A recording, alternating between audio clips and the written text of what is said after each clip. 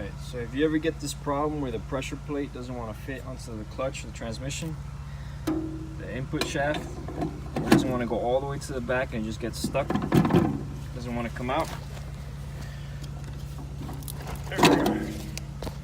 what you want to do is get you one of these rotary drill set. It comes with a grinder. See that? Just come right into these little lines in here, right here. You're going to want to make sure they're all straight. Sometimes when you put too much of a load on them, they like to curve.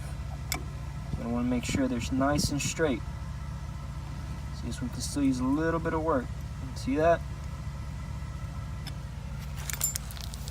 Get you one of those, make sure it's nice and straight. Get you this nice rotary tool kit. Comes with all kinds of things. Just grind that sucker down.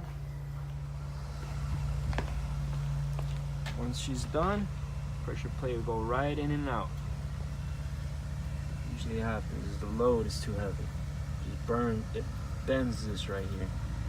Goes down, bends it downwards.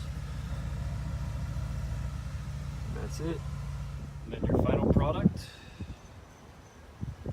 goes all the way to the back.